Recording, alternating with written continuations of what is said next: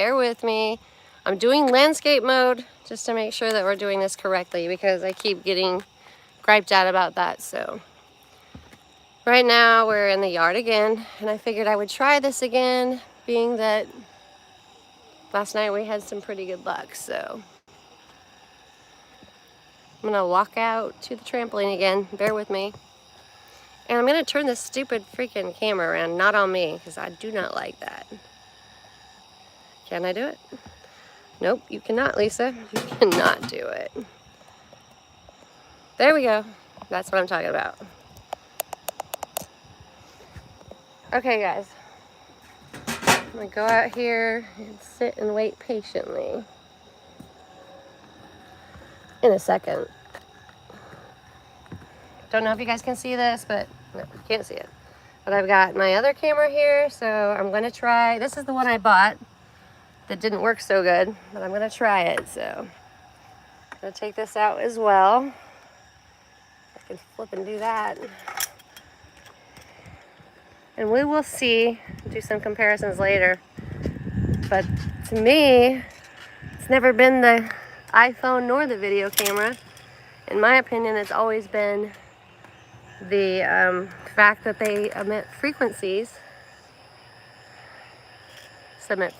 I should say. And it blurs your camera because if they want to be seen, they'll be seen. But if they don't, they don't. And that's what I've experienced this whole time, is that. So I want to see if I can like get some of these effects going here. There we go. Gonna use some of these filters to see if we can get some different, I guess, coloring or something in order to see these things better. Gotta point it this way while I do this though. Cause yeah, I am not very savvy with this stuff at all. I spent my whole life, wow, we got bubbles. Look at those UAPs. Just kidding. But I spent my whole life raising my children and working really hard jobs. And so yeah, I'm not real savvy on this at all, especially when it comes to YouTube videos. But I am learning, guys, I am learning. So just bear with me.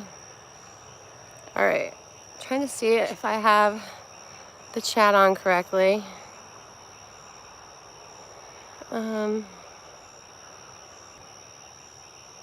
Okay, so I got the chat on, that part's good. Now how in the heck do I make this stupid like thing? There we go. No, we do not want that filter. We're gonna go back to just a normal filter. Maybe that one, we'll see.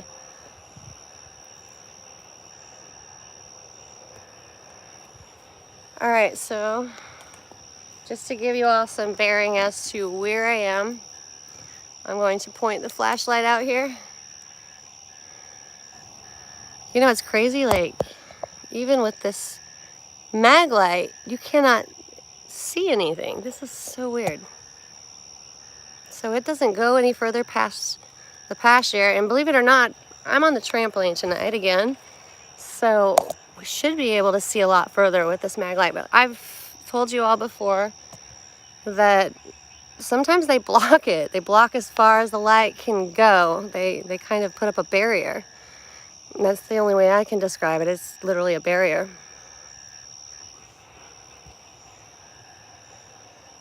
Okay, I'm gonna turn the mag light back off now. And if we have to, we'll go up the road like we did last time, or maybe go the back roads. Because once again, I've got nothing better to do.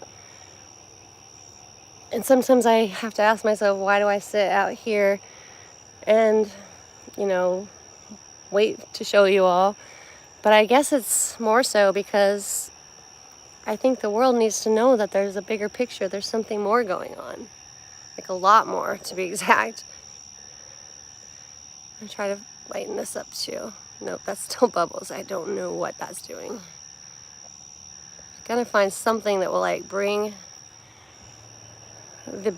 the environment out better, because right now it's not. Oh wow, that's different. Yeah, that's pretty different. Okay, I'm gonna have to remember that. That might come in handy later at a different time.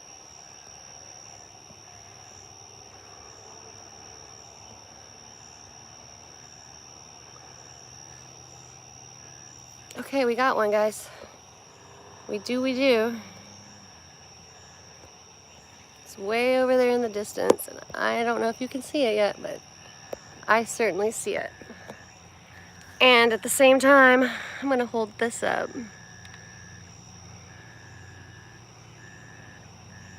Oh, he just shut his lights out. It's totally there though.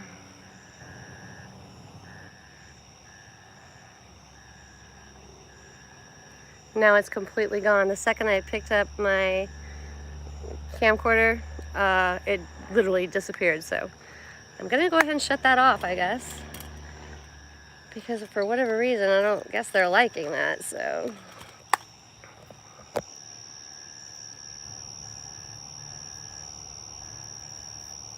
I'm not even sure how to like make this filter any better. I really don't know. I'm almost tempted to try to take my other iPhone that is non-working but that does video and see the difference with that as well. Let's see what we got here. Yeah, that's totally not good either.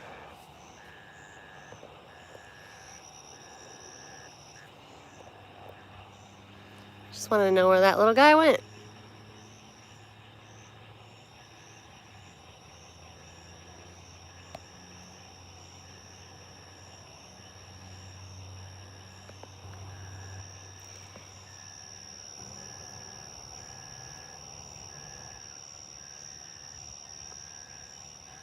That one's not good either. Let's see what this does. I have to keep pointing back here at the dog and the cat to see what it looks like. So sorry guys, I'm not myself tonight. I had kind of a rough, I guess, late night last night. Things making me second guess my worth and why this is happening and if it's because I'm a bad person or, you know, stuff like that. And I can't imagine that this would be happening because I'm a bad person. And I know there's plenty of others out there like myself that are experiencing these things. So it's just really, it makes you wonder, why is it happening? And what did I do? And when other people question you also, it does make you question your worth. All right, guys, sorry about that. Apparently I got shut off. I have no idea what happened because my reception's always good here, and you all have seen for many times, like, it's never an issue videoing things. But for whatever reason, that just happened, no joke, so. And I do remember one other time, whenever I was walking out in the field trying to show you guys a live stream, it got shut off as well, but I have to question even why did that happen, because it doesn't make sense. I mean, obviously I have a huge 5G tower right in my, you know, kind of front area, about 3/4 of a mile away, so that just doesn't make sense to me, like at all. So bear with me for a second because I'm going to try to go up the road. But right now I've got to get my jacket on because it started to get a little bit chilly. So I'm going to put you guys down for a moment. I can't guarantee you that you won't see anything, but you might see something too. So just 1 second while I get myself together.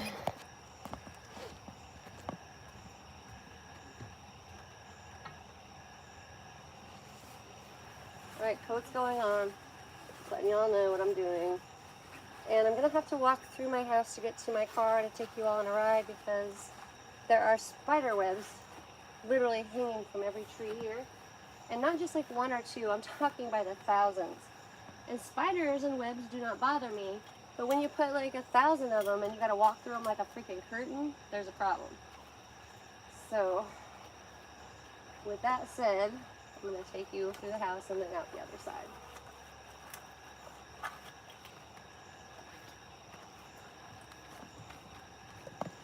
All right, here we go.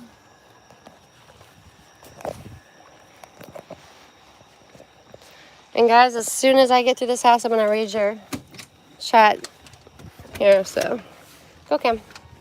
So there's my daughter. and her friend. Can you not record anything while we're both in sports bras? Well, I didn't really get anything like that, so we're good. But I'm live, so yeah, she's a little weirdo. Yeah, they call it sports bras, but they are actually regular clothes. Okay, here we go.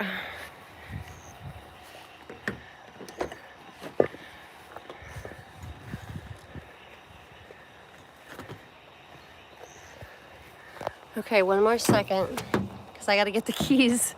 So I'm going to leave you guys out here by yourself for a moment while I go get the keys. Tell me if you see anything.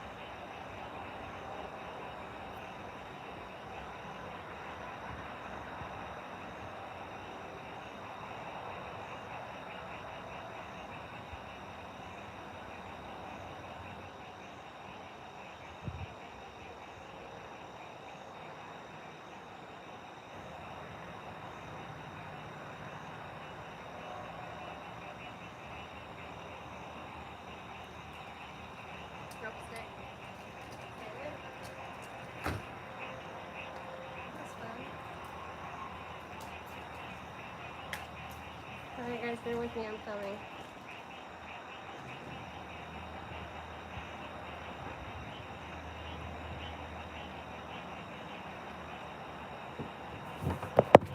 Okay, also just wanted to let you guys know that this is one of the rare moments you'll see my mom and dad up this late.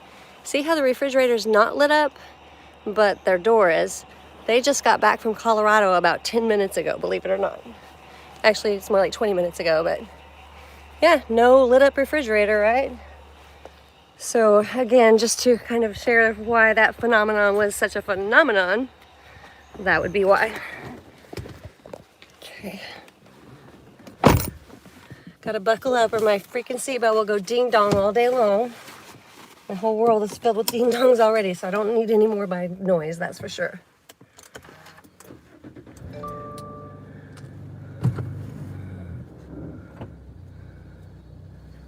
All right, backing out. I'm sure my dad's gonna be like, where are you going so late? Because you know, I'm like a little girl and I'm not supposed to go anywhere, and we've talked about this before, but UAP, everyone's doing it. We're all dating UAPs now. Yeah, that's what happens when you get old like me, Dad. Okay, Cat, you're gonna have to move.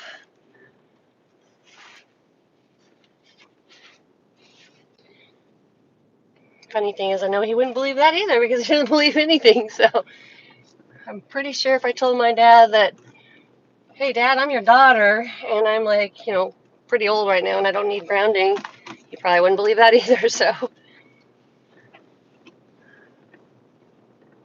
Okay, we're going up the road. There's my house over there, going up the road this way.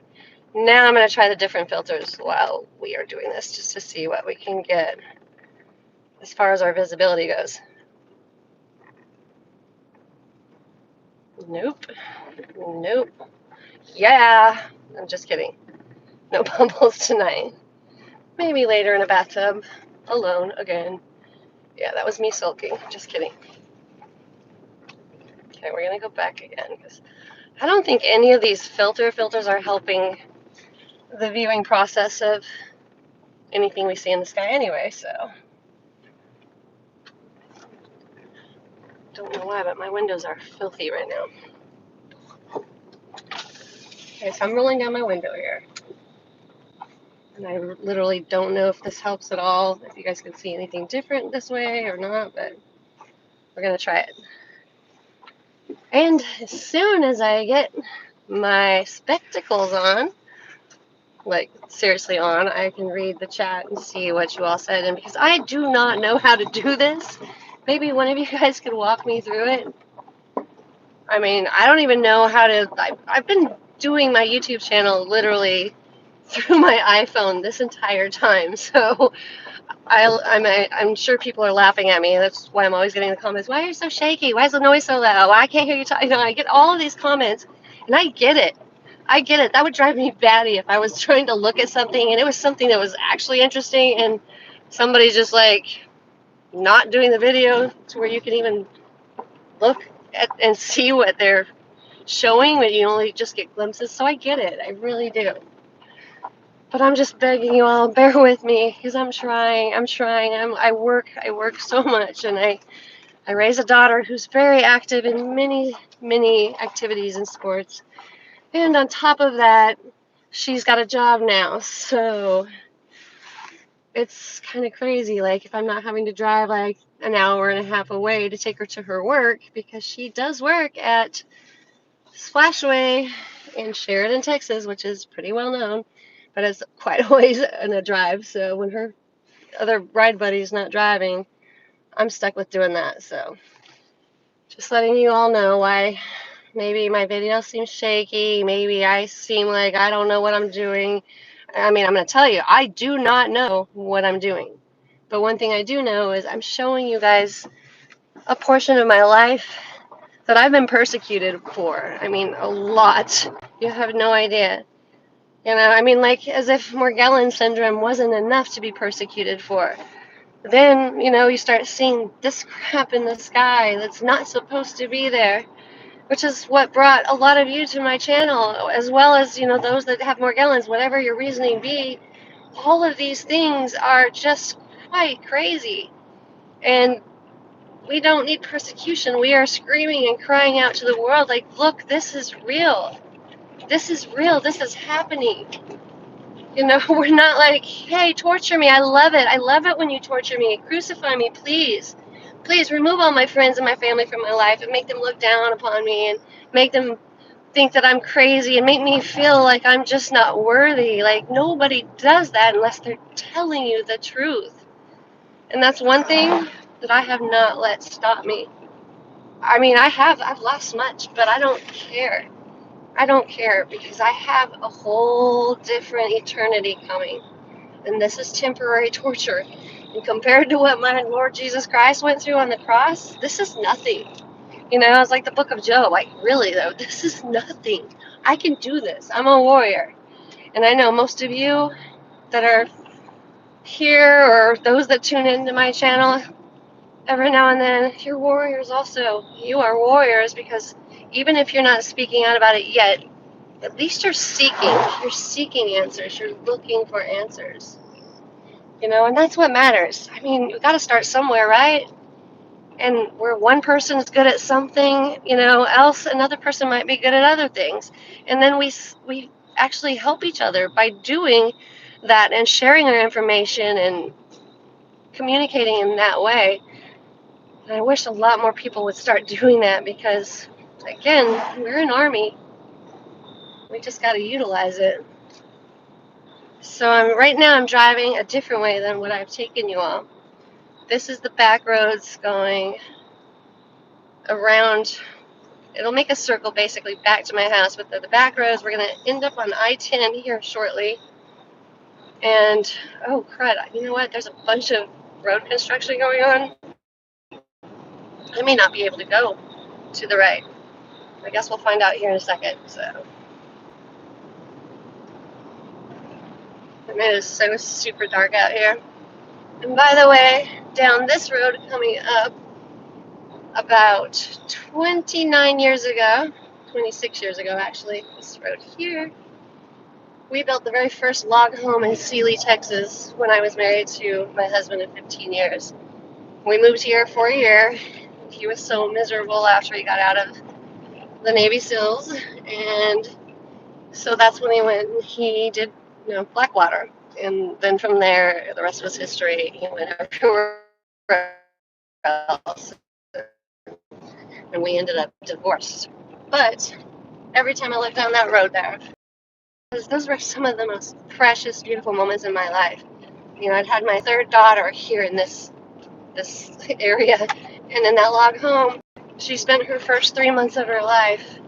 And when she was 4 months, we moved to Spokane, Washington, just temporarily. Another year that went by when it was Blackwater, and it's like a crazy, crazy story how all of this ever happened and how any of us end up anywhere, right? I'm sure you all have some great stories. I mean, how you met your first love, or if you never met your first love, but what you're looking for in that, or where you've lived, or what you've done, or the exciting things in your life that you experienced. I don't care, like for me, like skydiving, adrenaline rush. I love it. I love skydiving. Or, I love slalom water skiing. I can say my dad taught me how to slalom water ski when I was very young. I knew how to water ski on two skis when I was 2. He was like putting me on his skis when I was 2, I should say, and then by the age of 4, I was doing it on my own. But there's so many memories. And I think that's the thing that keeps me going and probably keeps a lot of you going is when you look back on the good memories. And I understand that there's some of you that have some horrible, heart-wrenching memories.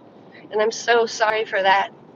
That breaks my heart because I was fortunate. I had this family, this loving family, and we went around the world. My dad built a 60-foot sailboat in the middle of the New Mexican desert when I was 14.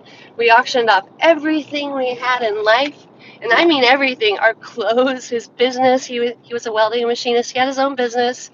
It's, by heritage. His father was as well. And he auctioned that off, and our cars and everything. And I mean, I was 14, I'm in high school, like finally. And I'm thinking boys. And my dad's like, you're going to homeschool now, where you're going to live on a sailboat, and you're going to be in the middle of the ocean for weeks and weeks at a time. Yeah, so that happened actually. New Mexico desert, a 60-foot still hull sailboat became built. My dad welded it together with his own 2 hands. It was a Bruce Roberts edition 60-foot still hull sailboat with a 6-foot draft. And the man had never sailed a day in his life. And my mother made the mistake of saying, "Hey, Mike, I want to go on a cruise one day." So that was all it took. But that cruise was not at all what she had in mind, I can tell you that much. So it looks like I'm going to be able to turn here now. This is crazy because this wasn't open. So let's see what happens. We go this way. So long story short, I homeschooled from the age of 14 to like 16. Went back and forth between New Mexico, living with my aunt, and back to Honduras. Oh, here's a funny little story. We lived in, we set sail in Corpus Christi, Texas. That's where we launched that big old 60-foot still hull sailboat with a man that just had blueprints, because back in the day, you ordered blueprints. This was in 1986, if I remember correctly. Yes, that was it. So blueprints, okay? We don't even know if the boat's going to float, but we go to Corpus Christi, and by the way, we had to make that route.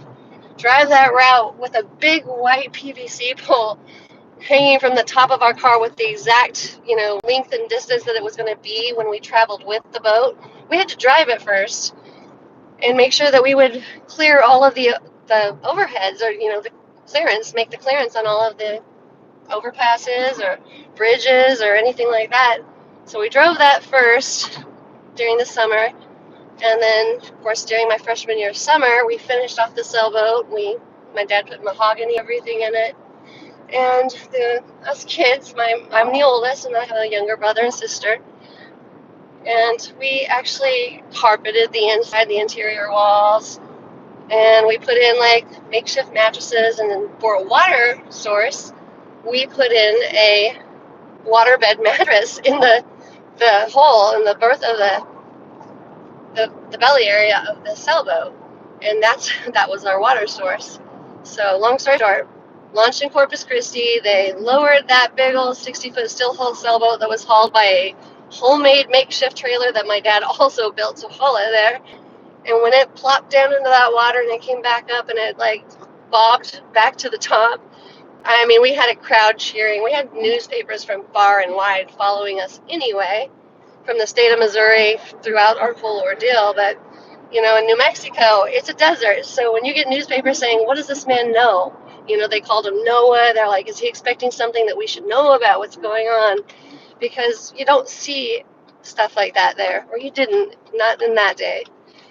But my dad's a hero to me because he always followed his dreams. He always did exactly what he said he wanted to do. He didn't have fear, he just went for it. So, I guess for most of you that know my story about how bad my dad has hurt me now, in this day and age, that goes to show you right there that if that's not the dad I grew up with and that's not the family I grew up with, they were not those kind of people that would ever abandon, ever. But if they have done it now, there's something wrong. And it's not just them, it's the whole world. It's the whole wide world. So back to the Roatan story. Okay, by the way, this is crossing the bridge back to my house. So we just made the circle. We went all the way around there, and then we came back over there, and now we're here.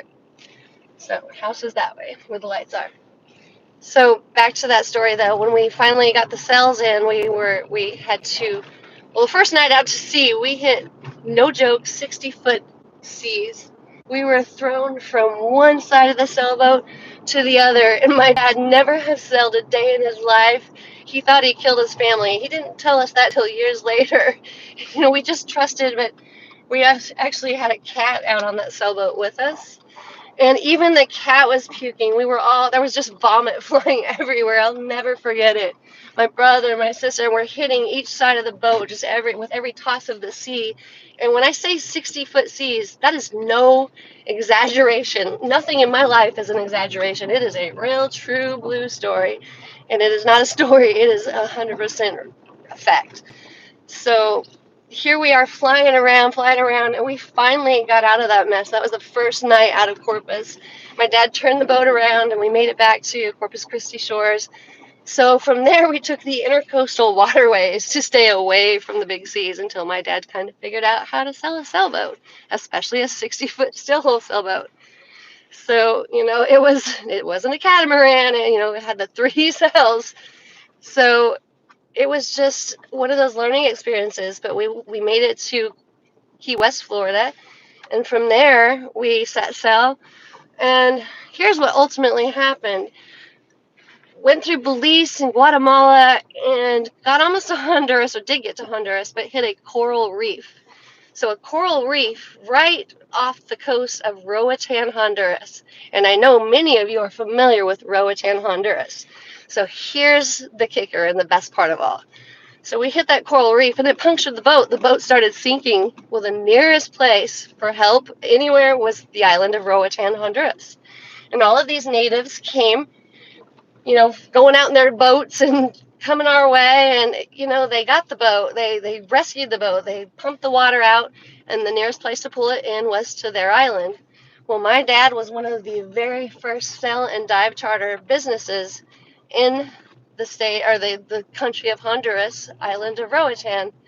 So, long story short, when they pulled us in, my dad loved it there. So we stayed.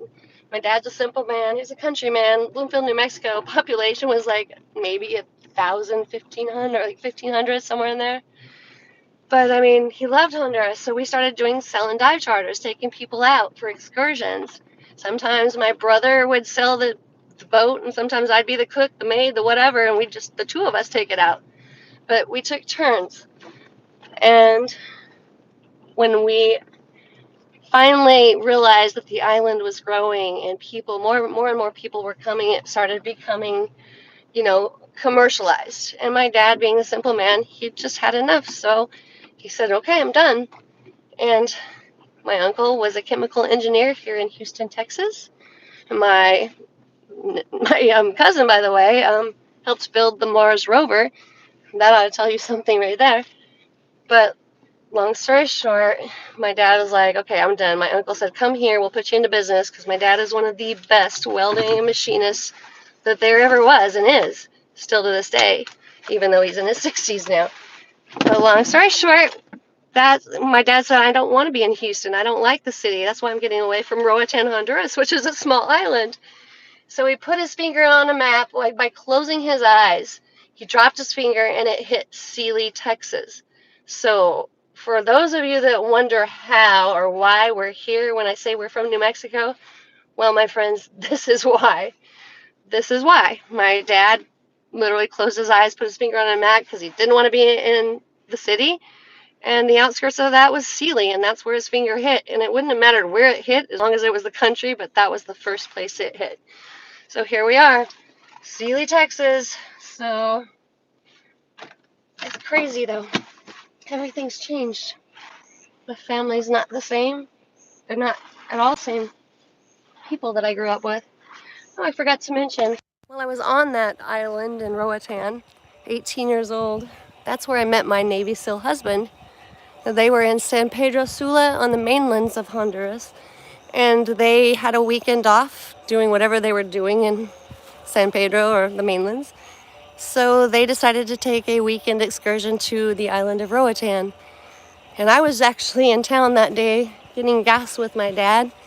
I was bored, obviously nothing to do. I mean, nobody was, there's just not, the population's just not there. And I've been on that island for so long. And I'm sitting on the step while my dad's inside the station there in French Harbor was the name of it. And I'm sitting on the steps and I'm just waiting for my dad, sad, bored, lonely, everything, just kind of mad, but I just wanted to get out of the house. And all of a sudden I look up and this boat, this mid-sized boat filled with Navy SEALs, men with little tiny black running shorts on. It's the only way to describe it. And my eyes lit up, and it was funny because Navy SEALs, you know, have this thing where, you know, they're big guys, right? What you see of them, big guys, they think they're all that. Well, it is true for some of them because every single one of those men hit on me. And I mean, I'm not gonna lie, I was 18, I was very thrilled. But the only man that didn't was the smallest man there. And he was humble and he was kind and he kind of sat back in the back and he didn't even try. And that was the man that I wanted right then and there. It was just love at first sight. We were married 5 months later in actually Missouri, in Stark City, Missouri at Jolly Mill. So what I'm getting at is we go full circle, right? We have this life that we live, amazing life, you know, and even if you don't think your life's amazing and not exciting, you look back and you reflect and you go back to moments, just the moments that mattered the most to you, the moments that shaped you, the moments that led you down the paths that you're going, and even those bad moments, I guess is what I'm getting at. So some people had bad moments early on in life, right? And some people had good lives and then bad moments following. Well, that was me. That's who I am. And that's what's happened to me. But it doesn't make or break the fact that we all grow whichever way we have to. No matter what's come our way and how it's occurred, we are growing every moment of the day. But I guess the most unsettling or maybe disturbing to some level is that why now, after so many hard knocks? Because I had a marriage of bliss for 10 years. But when he got out and he went contract CIA, that's when our whole world changed. I mean, completely changed. I didn't know the man anymore. He was distant and he was unresponsive. And when he was home, which was not very often as I was home raising 3 little girls at the time, you know, it was just real quick. And it's just amazing what life can do and how life can change people. But one thing I want to tell you all that are here on my channel, I know you're here and you're everywhere else on the YouTube sites because you're seeking truth. You're seeking comfort. You're seeking answers. You're seeking maybe just a way to be accepted or fit in, or maybe you've always fit in, but you're just looking to find something that you haven't seen before because you know something's missing. And I just want to tell you, nothing's really missing for us, but time and our days are changing. The world we're living in, it's changing so much. I mean, we won't recognize it here soon, I'm sure, and I hardly recognize it now. But don't let it change you. Don't let the world change you. The world can change, but don't let it change you and your heart. You know, we can be molded and shaped all day long, but we don't have to let the world make us calloused. We don't. You know, the world's filled with hardships and hurt and pain. But maybe what we need to do is just reflect on the good moments in life, and you know, the things that made us smile or make us smile now. Or I mean, I know that it's few and far between right now, but don't worry your little mind about that, because there is a better day coming. There's a beautiful day coming, and this is short. This is temporary. You know, we make the best out of it, but you still gotta smile no matter what, because I'm telling you, my heart aches. Every day it aches, because I don't have a family anymore that loved me like they did. I don't have friends that are there for me. And that hurts. We're people, we're human. We have hearts, we have feelings. It hurts. But the thing is, I could let that destroy me. I mean, there were days I wanted to die, don't get me wrong. But I never had that quit in me. Never once, because I knew, and I still know without a shadow of a doubt, something big is coming, but something good is coming after that. Something better than we've ever known. So that's why I keep on kicking, and I know that's why a lot of you probably keep on kicking too. But for those of you that don't know there's a better day coming, I'm here to tell you it's truth. It's truth, and there is. 100% there is. Because right now it's temporary. And if you're seeing the strange things in the sky, or if you have Morgellons disease, which is strange enough as it is, probably the strangest, even more strange than UFOs, or if you just feel lost and misplaced, or if you just struggle with like the understanding of what and why you're here, I'm here to tell you it's temporary, and these challenges were meant to be here for us. We only grow stronger, we grow bigger, and we just rise above. And if you're one of those going through these things, I'm telling you, it's because you're a warrior. You're a warrior, and you will not fail. You will not be held back. Nothing will. And though you may have feelings like a human does, and your heart may ache, and your body may be pained, don't worry, because the sun is shining bright on the other side. And that's where we're going. So, and I don't know how I got off on this tangent, probably just trying to talk my way into seeing what most of you came here for, you know, the lights in the sky. But on a different note, sometimes we don't need to see lights in the sky or the odd things and creatures that emerge from one's body due to GMOs and fluoride and everything else. You know, we don't have to see that, because sometimes there's a pleasant surprise. And I'm hoping tonight that maybe you all see that there's a pleasant surprise. And the pleasant surprise is God. It's the truth. It's the reality of what is going on right now, but the promise that comes after. And all we got to do is stay strong, stay true, and stay faithful.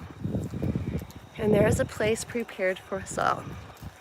And again, if you see these strange things, like I just mentioned, if you see any of those things and more, if you see Bigfoot, or I don't care if you see E.T. and he's floating home, whatever it is you're experiencing, whatever it is that brought you here or elsewhere that you're seeking answers.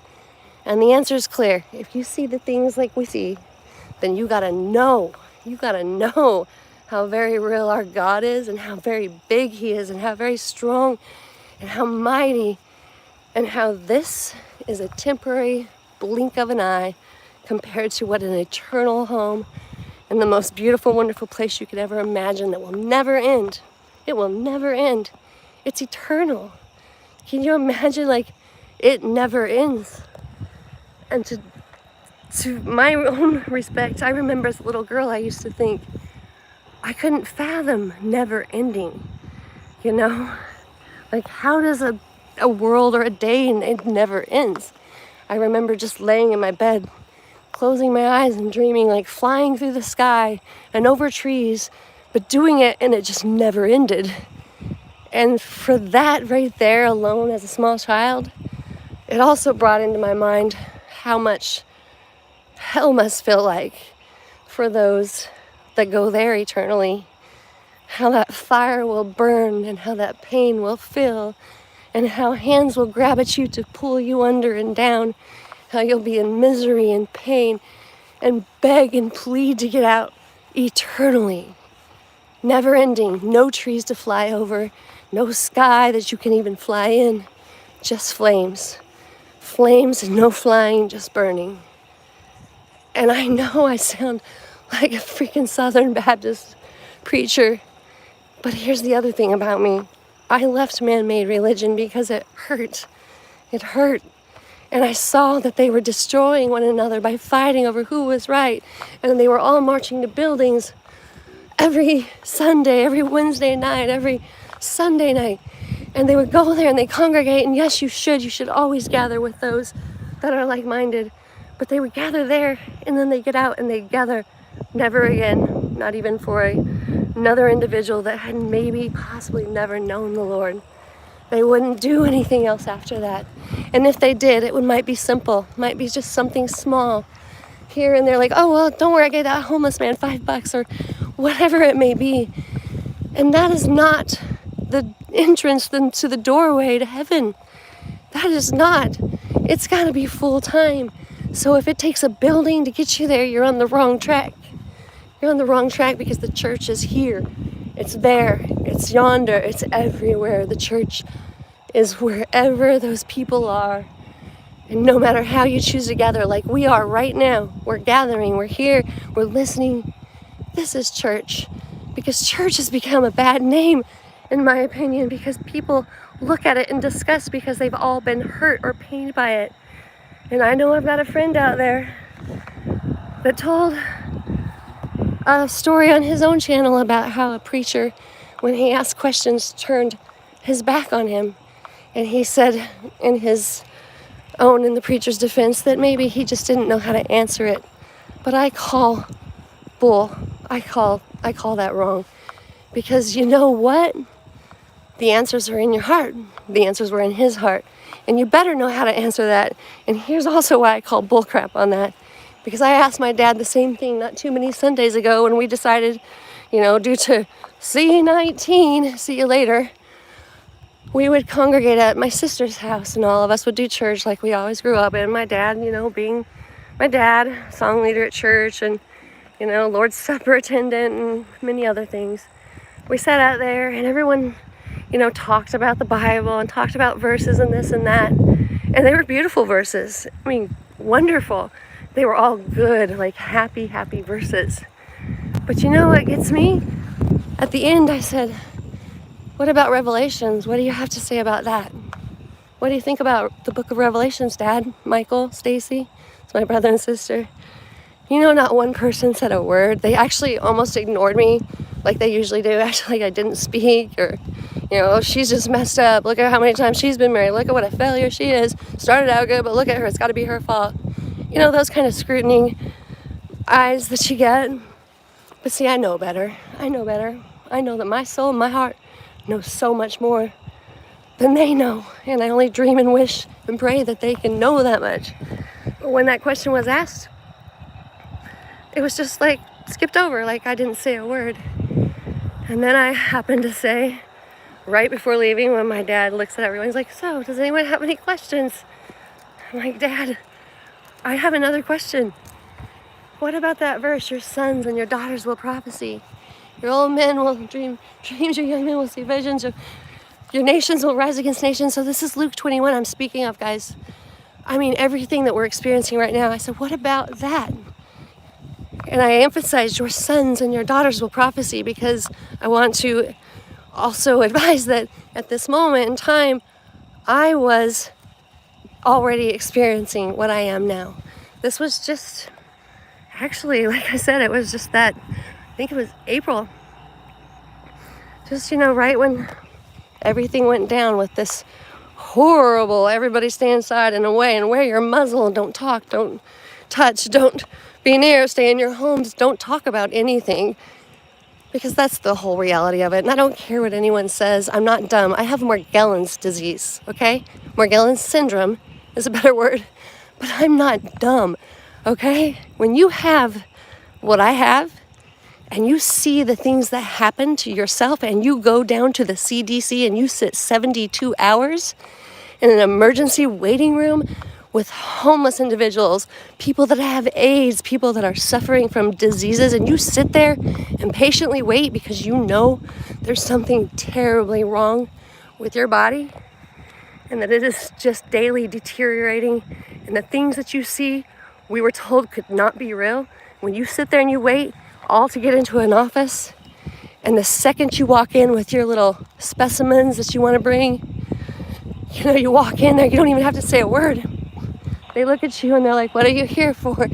I'm like, well, I have a rash. I itch, because I learned a long time ago that you can't say, I have fibers coming from my body that move around with a mind of their own. I see things that are also coming from my body that are not normal, strange things, impossible things, but it's happening. So I learned to not say that. So whenever I said that, it didn't even, not even 2 seconds later, it's like he already knew. And he said, I need you to go ahead and get out of my office. And I said, but you haven't seen me yet. He's like, I just need you to go. I said, well, don't you want to see my specimens, at least see what I'm talking about? He's like, specimens? You better get that crap, and don't you ever take that in my office again. And I said, you should be ashamed of yourself. Now at this point, the nurses that were assisting him came into me and hugged me. They hugged my neck, and they both knew, and they said, honey, you are about the 50th person that's came in the last 2 days saying the same thing, or having specimens, or saying it's a rash, or saying it's fibers. They said, we believe you. And if it wasn't for those two angel nurses, I don't know what I would have done, because I was beside myself, and I was already at the point where I was the sickest I'd ever been in my life, and I could feel my body failing. I was weak. It took everything I had to just sit in that waiting room, much less walk from the car to the hospital. And when they said that, I just thanked them deeply from the depths of my heart. And then the doctor tried to stop me as I was, getting my stuff together. And he's like, just wait here. Well, I knew what the fool was up to, because it already happened to me once. They took me away for 3 days straight, drugged up, don't know how I got there, what I was doing, where my daughter was. And then they said, okay, if you never talk about this again, you can go home. And you guys, I am not making that up. That is what happened. That is a true story. And some of you are like, no, they'd never do that in a facility that's, for medically ill patients, right? But they did. And they do. And they do it every single day to thousands and thousands of others that also have this. They do it. It's true. And I have all the proof in the world, even the people, the individuals, and I'm talking global wide, who I have become friends with because of finding each other, looking and searching for answers, finally finding each other. I have proof, and it's been on the news for years, and then they finally just dismissed it, said they'd look into it, and then they wouldn't. And we've got a famous baseball player that has it, and his whole family has it now. We have a lady that's a movie star, she passed away from it. And I'm not going to mention names, guys, but I mean, the answers are there. The information's there if you want to find out. It's there. Just don't expect that your media or your news, which is fake news, and they're parrots, by the way, they all say the same thing. Don't expect they're going to give you the truth, because they're not. They will never, ever give you the truth. If you want truth, you have to search for it on a human level. On a human level that's unbiased, that has nobody literally pressuring them to believe one thing or the other. And trust me, we've all been pressured and conformed to believe things that aren't true. And I won't even go into our ancient history and the time frame on that, because it doesn't freaking matter. It doesn't matter. But what does matter is truth. When people are dying every day. And guys, I'm telling you, every day, people are dying from this. People like me are dying from this.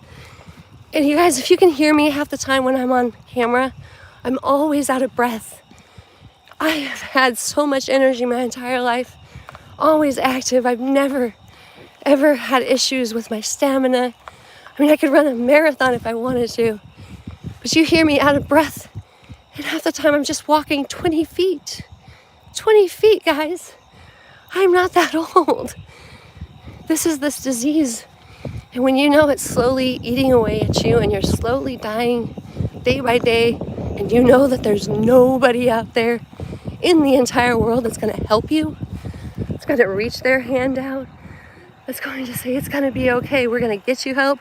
And when your own family members turn their backs and don't even try to, much less help you, nor save your life, because your life is so unimportant to them, that you have no true value to them, that they literally and ultimately are the same people that said to adult services, yes, please do, take her away. She sees things in the sky, and she thinks weird hairs and fibers are coming out of her body. And when you know you're telling them the truth, and you know that this is the loving family that showed you an amazing life and took you on amazing adventures and was always loving and kind and there for you, but then one day, when they do that, it leaves you so lost, so hurt. And guys, let me tell you, there is no deeper pain in the world, not even divorce, nothing, not even the loss of a loved one. There's no deeper pain than when you find yourself completely alone, and all the people that you ever loved in life or trusted suddenly turn their backs. And I'm talking your blood-related people that always were there for you, when they just turn their backs, and you just know that you're gonna slowly die alone, and that you are, because I am. I'm slowly dying alone, guys. That's what I've done. But because of this, well, actually, I've always had great strength, but just due to this, I've become a warrior. Because when you find yourself at the bottom of the pits of hell, right when you're looking down, because you know that you're not going to go there, but people have brought you there, and they're dangling you over the edge saying, go ahead, jump. When you get to that point, and you say, hell no, I won't go, like me, up is the only way after that. And up is the only way that I will go. And I don't care how many people try to condemn me for the words I speak, or the way I think, or the words I even preach, because I'm not preaching, guys. I'm speaking of just things that I've experienced, the way things are portrayed and they come across to me. I'm not trying to tell you lies, and I'm not trying to make you think a certain way. What I'm begging you to do is think for yourself. All you gotta do is look. I mean, that's all we've ever had to do. We just gotta look, we gotta open our eyes, and the answers are there. And even if you can't find them on paper, get on your knees and pray, and you'll find them there every single time. Every time, guys. All right, so I'm still out of breath, and I'm sorry. But there are no lights in the sky tonight. I don't see any. I don't know if it's because I'm pouring my heart and soul out in a way that is not normal, or maybe unusual. And they're just like, no, we don't want any part of this. Or maybe I'm doing it, and they're like, yeah, we're evil. We can't come over there because God's present right now. You know, I'm going to lean more towards that one. What I've always told you guys from day one, I don't care if they're orbs or blinking this or that. Anything that hides from us and doesn't make itself known or somehow understood is not your friend. Is not your friend. I don't care if you guys think, well, they just don't know how to communicate. That's how they do. I get it. It's a frequency. But that frequency is so much more advanced than the one you're on right now, that they could make a way to convey at least a settling feeling and not an unsettling feeling in your hearts and your minds. They can do it. We're talking about it, technology so much more advanced that they could, but they don't. And this is how you know. The Bible's made it clear. They fell from heaven. Satan is the ruler and the leader and the principalities of the air. And I don't know how hard that is for everyone to understand, but it's true. Love me or hate me, I'm telling you the truth. And I will show you the truth each and every single day, even if it's pointing my camera towards the sky like I am right now, to show you, yep, they're there. But I'm showing you that they're there because they shouldn't be there. And you should be aware. You should be aware, guys. Because Morgellons, your UAPs, your UFOs, your Bigfoot, your Loch Ness Monster, your ghosts that haunt you at night, your shadow people, your men in black, all of these things are the same. They're from the same people, individuals, not people. They're from the same. They're from the fallen ones, the Nephilim, the Anunnaki. I don't care what you want to call them, but that's who they are. That's how Satan is the ruler and the leader and the principalities of the air. You know, like what we're doing right now, we're looking in the air, in the sky, the ruler and the leader. You know, frequency waves, 5Gs, that is your Satan is the ruler and the leader and the principalities of the air. Your internet, your ether, it has Satan written all over it. And I'm sorry I sound like a nightmare to you. I'm sorry that the whole world says you're delusional, Lisa, but I will not bend, and there's a reason that doorway into heaven is so very narrow, and I'll be damned if I don't make it through. And it sure as hell isn't going to be sitting here trying to please the world by pretending I'm going to be something that I'm not, just to make you like me when I got a different and better day coming. It's not going to be like that, guys. And no matter what, I love you guys so much. I love you. I don't even know you in person, but I love you. And that is the God-filled part. That's the God particle that I'm talking about. The one that CERN wants so badly. That God particle that has love in it. That's what I feel for you guys. It's a real, true feeling. And trust me, I wouldn't shed tears and my heart wouldn't ache every single night if I didn't have so much love for my family that has abandoned me. Because it's real, true love. Otherwise, I wouldn't care. And none of you would care about the things that hurt you. So, with that said,